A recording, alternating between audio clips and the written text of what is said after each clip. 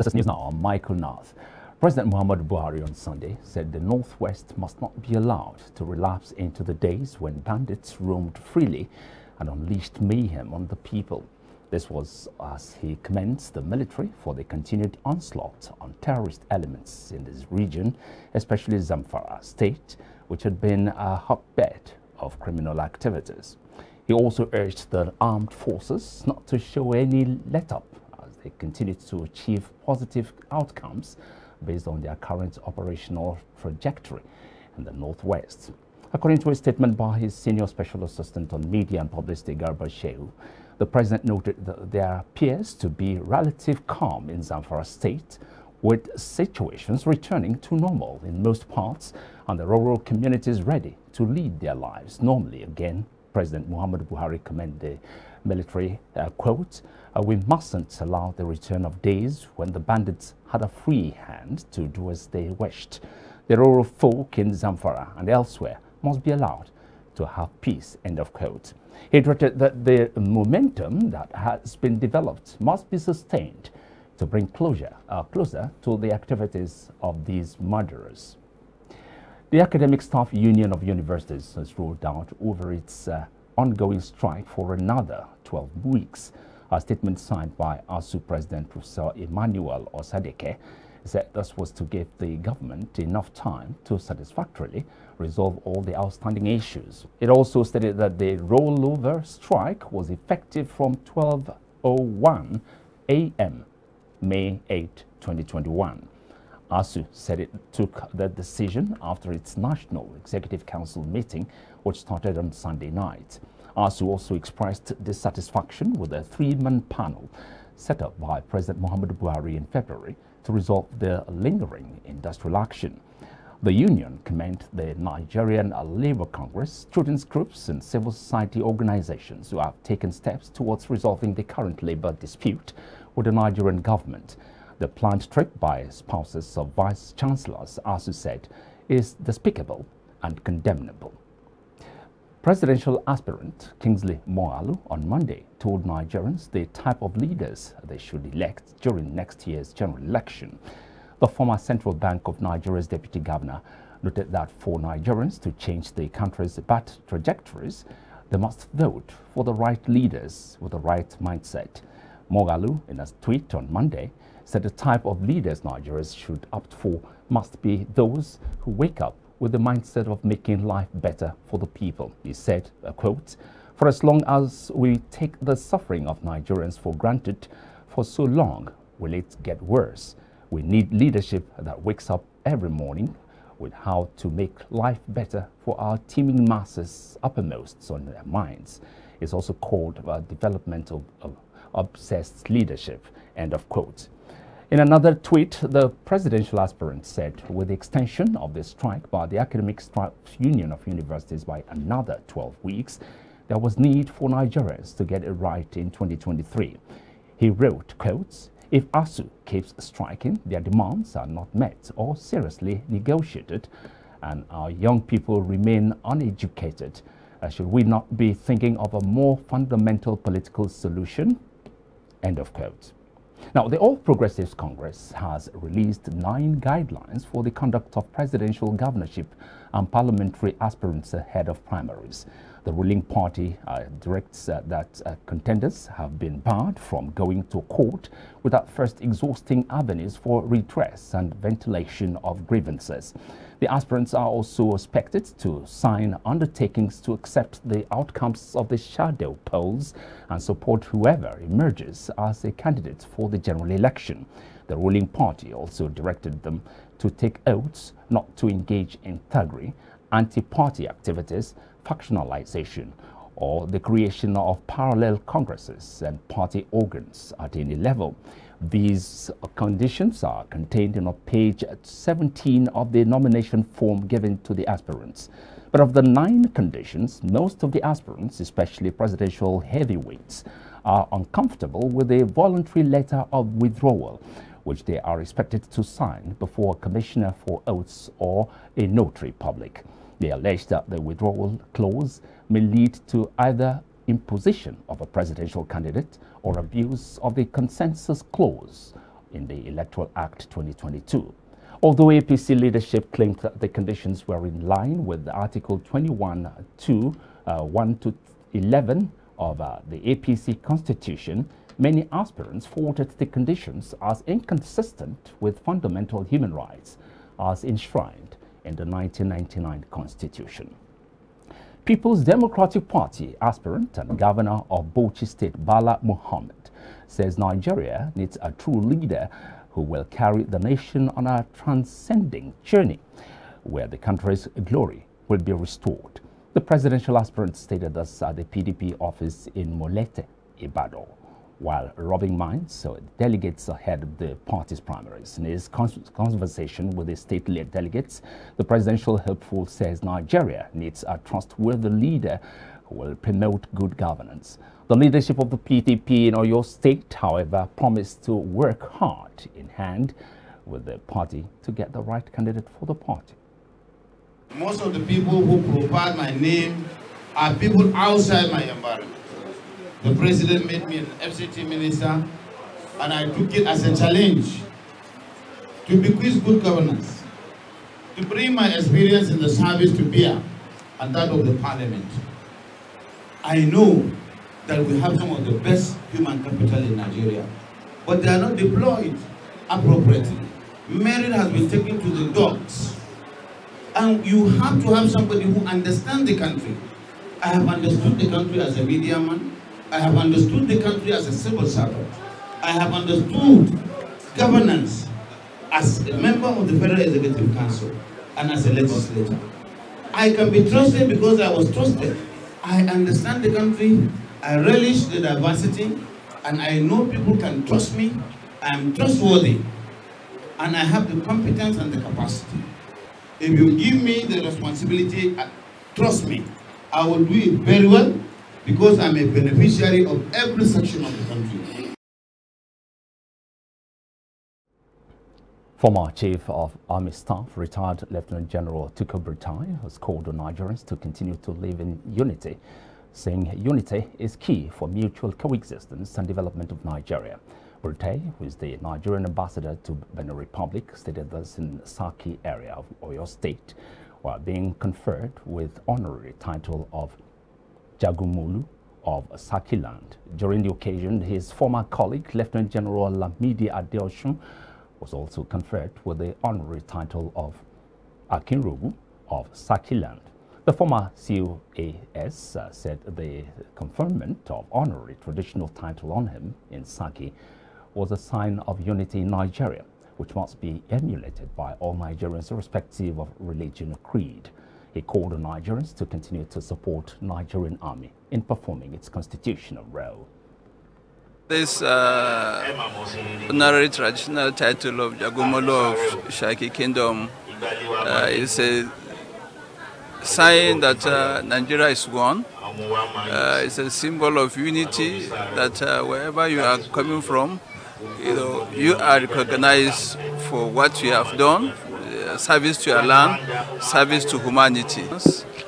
Unity is key to development, because if there is disunity, it means there is likelihood of conflict, distrust, mistrust, as well as acrimony. But if there is unity, we believe unity of purpose for development, for progress, and for the future of our country. You're watching news now from IBrandTV Lagos. We'll take a short break now, return with more. Stay with us.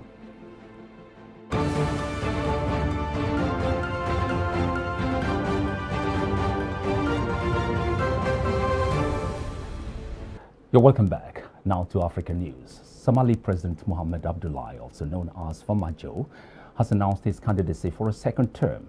Last Thursday, the parliamentary committee in charge of organizing the election announced that presidential elections would be taking place on May the 15th.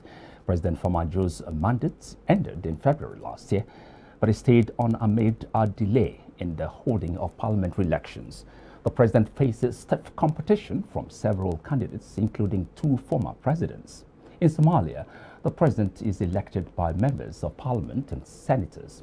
To be elected, a candidate must receive at least 2/3 of the votes, or 184 votes.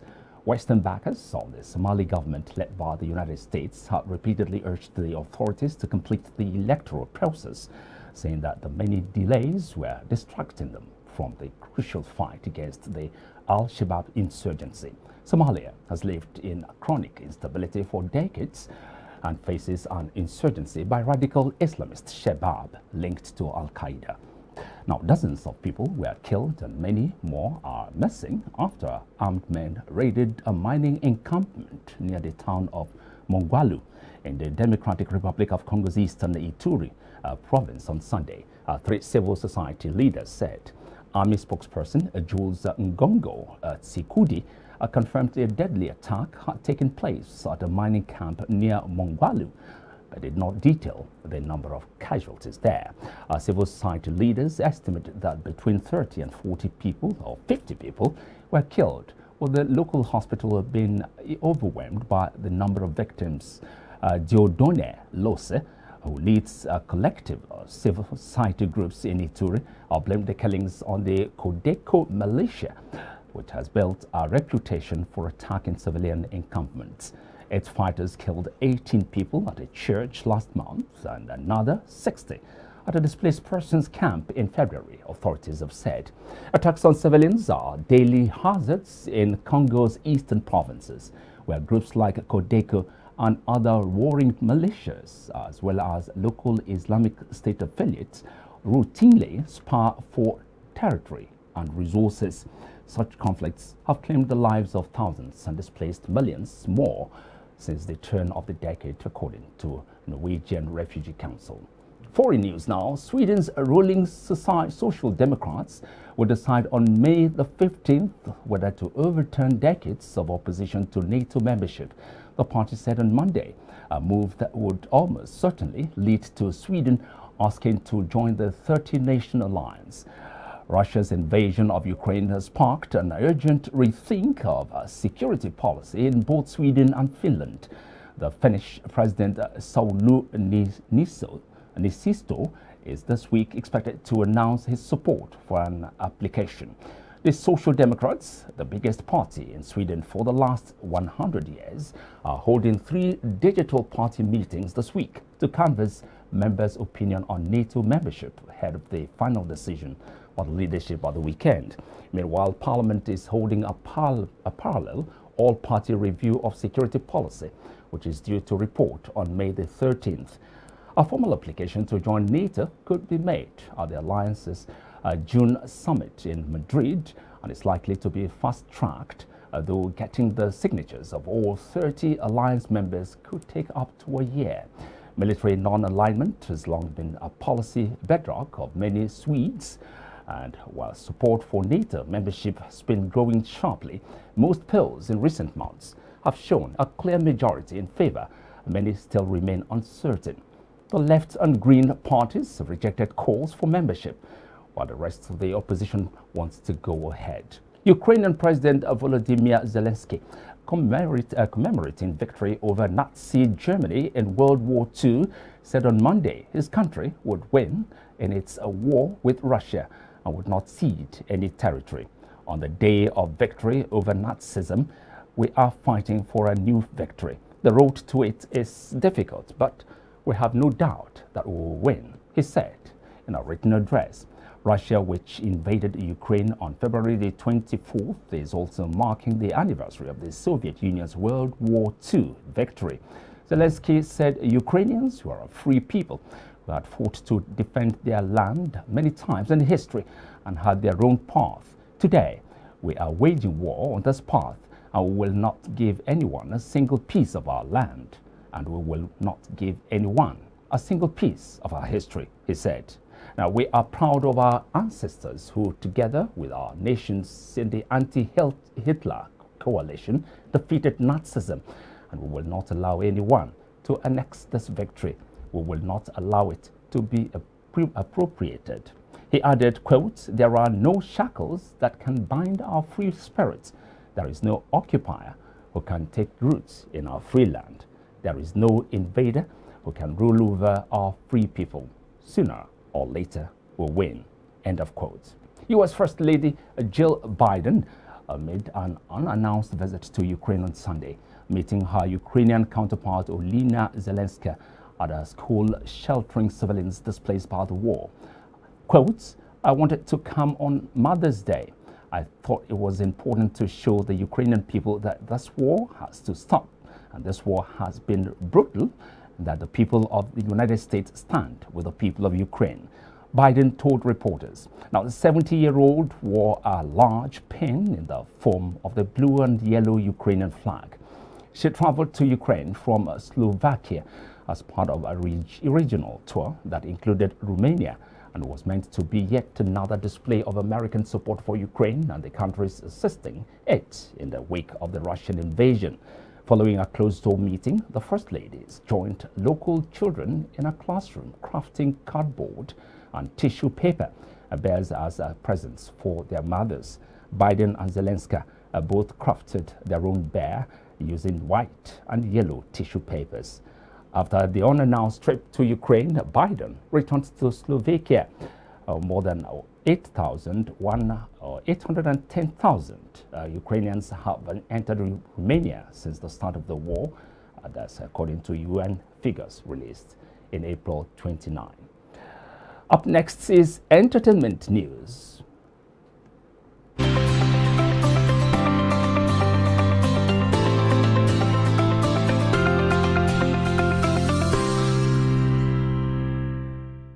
Hello and welcome to Entertainment Business. I am Chioma Amaribulam. The Cinema Exhibitors Association of Nigeria has disclosed that it generated a total of 582 million naira from the sale of tickets across the country for the month of April 2022. This was revealed by Patrick Lee, National President, Cinema Exhibitors Association of Nigeria, to NAN. According to Lee, the amount realized in April represents a 50% increase in sales from the 388 million naira recorded in the same period last year.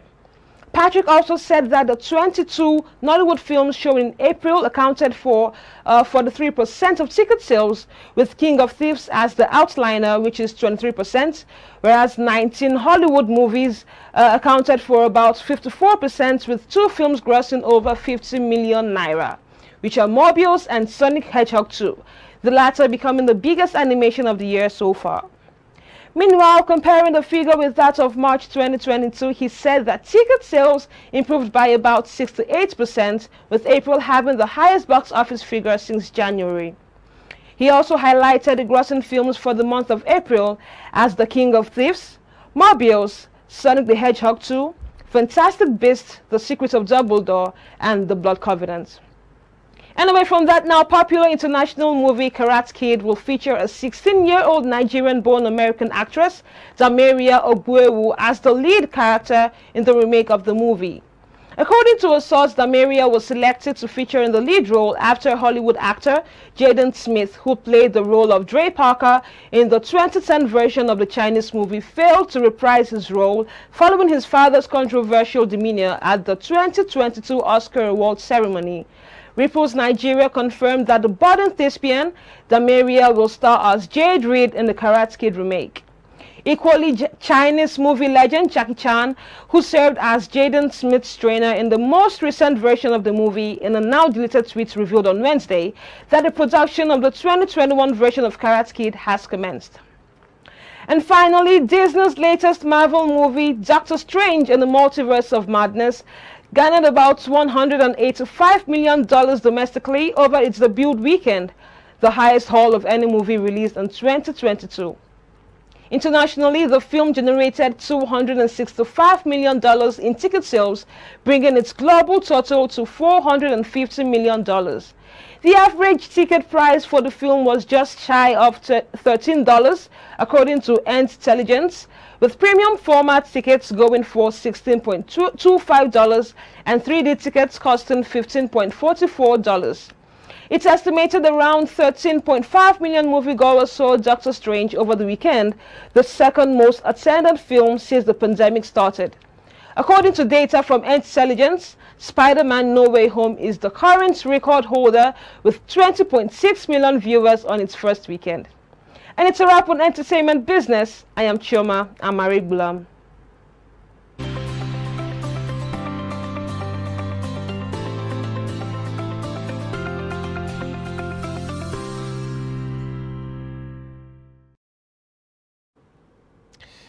Thank you, Chioma. Coming up next is Sport Business.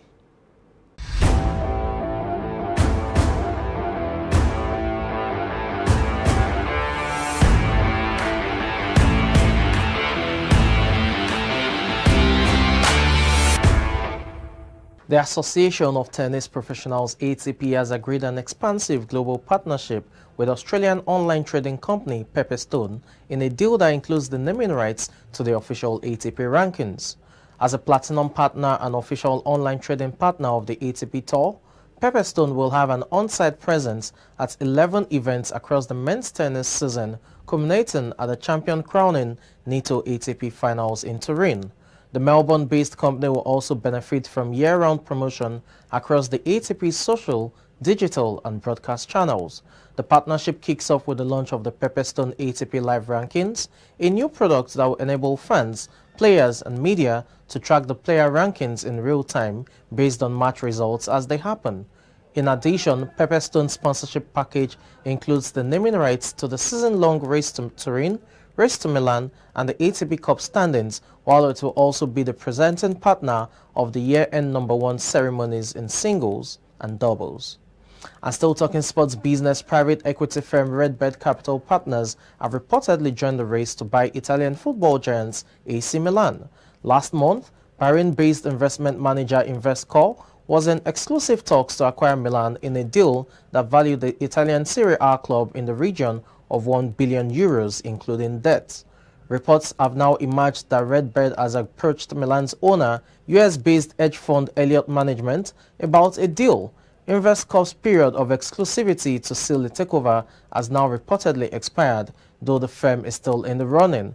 Redbird can reportedly strike an agreement with Elliott, which has owned Milan since 2018, within days. Redbird is already involved in football after pumping a reported $750 million into Fenway Sports Group, which owns Premier League side Liverpool. On the pitch, Milan remain on course for their first Serie A title in 12 years, as the club are 2 points clear of rivals Inter Milan with 2 games left to play. And finally, on sports business at this time, Liberty Media, the parent company of Formula One, the Atlanta Braves, and SiriusXM generated $2.19 billion in revenue in the first quarter of 2022, which is a 6% increase year over year.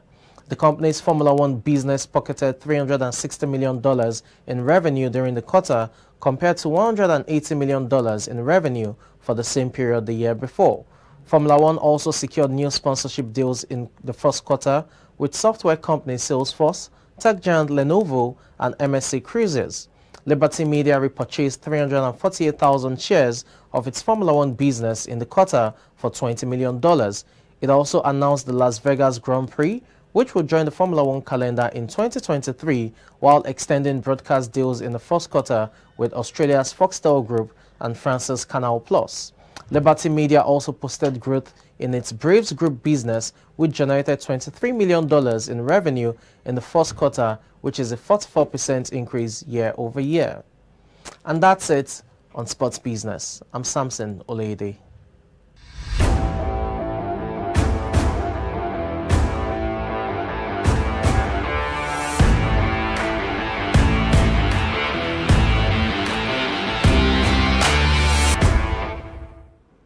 Thank you, Samson. And that's our package on business now this hour. Many thanks for watching. I am Frank Omalape. Bye-bye for now.